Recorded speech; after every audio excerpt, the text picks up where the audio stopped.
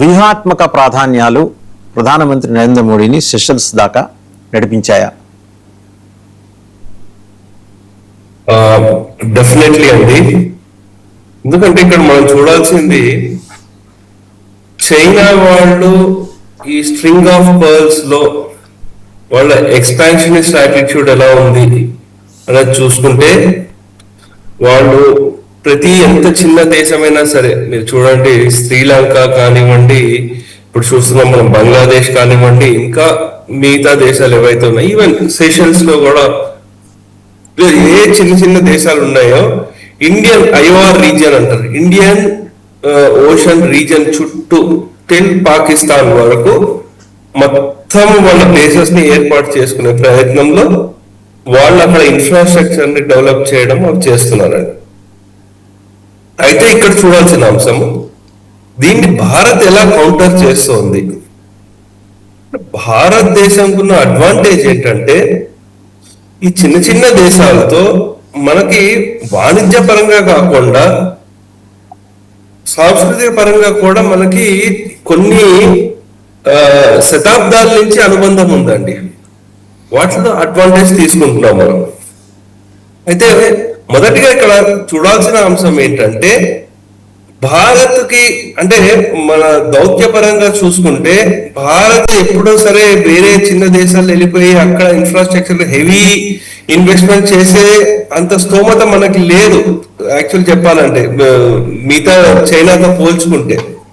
అయితే భారత్ ఏం చేస్తుందంటే ఒక డిపిఐ స్ట్రాటజీ అంటారు, అంటే డిజిటల్ పబ్లిక్ ఇన్ఫ్రాస్ట్రక్చర్ అంటారు. అంటే సపోజ్ ఇప్పుడు యూపీఐ పేమెంట్లు లేకపోతే ఆధారు ఇటువంటివి ఏవైతే ఉన్నాయో దాన్ని ఒక పవర్ఫుల్ టెక్నాలజీ ఎకనామిక్ పాలసీగా ముందుకు తీసుకెళ్తుంది. దాంతో అక్కడ ఆ చిన్న దేశాల్లో ఏవైతే డిజిటలైజేషన్ జరగట్లేదో వాటిని ముందుకు తీసుకెళ్ళడం జరుగుతోంది.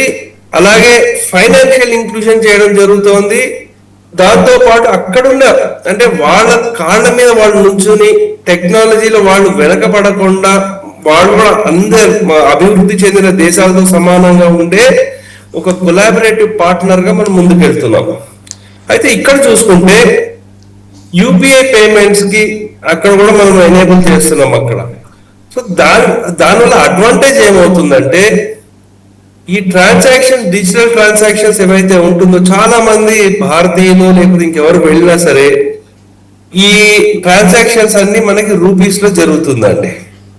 సో ఫారిన్ ఎక్స్చేంజ్ పరంగా ఒకటి, నెక్స్ట్ ఆ దేశం యొక్క ఫైనాన్షియల్ ట్రాన్సాక్షన్స్ లేకపోతే వాళ్ళ స్పెండింగ్ కెపాసిటీ ఎలా ఉంది ఏంటి ఏ దాంట్లో వాళ్ళు స్పెండ్ చేస్తున్నారు అన్న ఆ డేటా కూడా మన దగ్గర ఉంటుందండి. మూడవది వచ్చేసరికి సోషల్ కల్చర్, అంటే అక్కడ స్కూల్స్ ని డెవలప్ చేయడము, హాస్పిటల్ ని డెవలప్ చేయడము, తద్వారా మనకి వచ్చే ఒక 10-15 సంవత్సరాల్లో మంచి ఆ కల్చరల్ బాండింగ్ ఏదైతే ఉందో అండి అవి చాలా స్ట్రెంగ్తెన్ అయ్యే ఇంకోటి మనం చేస్తున్నామండి. అయితే ఇక్కడ ఇంకోటి చూసుకోవాల్సిన అంశం ఏంటంటే, సీషెల్స్ కి ఇప్పుడైనా కొత్తగా ఇప్పుడైనా మోదీ గారే చేశారంటే కాదండి. ఇందిరాగాంధీ గారి హయాంలో, రాజీవ్ గాంధీ గారి హయాంలో కూడా మంచి సత్సంబంధాలు ఏర్పరిచారు. సో ఆ దేశంలో తిరుగుబాటు జరిగినప్పుడు మన నేవీ వాళ్ళు అక్కడ వెళ్ళి అక్కడ ఆపడం జరిగిందండి. సో ఇటువంటి హిస్టరీ ఉంది వారితో. మనకి 50 years అంటే వాళ్ళకి అక్కడ ఇండిపెండెన్స్ వచ్చింది రికగ్నిషన్ చేయడము, దాని 50 years కి మోదీ గారు వెళ్ళడము, ఒక వారికి టాప్ లెవెల్ హానర్ చేయడము, ఇవన్నీ ఏంటంటే ఒక మంచి పరిణామాలను చూసుకోవాలి. ఈ pearl of string of pearls కి వ్యతిరేకంగా దాన్ని తిప్పికొట్టే ప్రయత్నంలో ఈ మహాసాగర్ వ్యూహం కూడా మనం ఒకటి చూడొచ్చండి.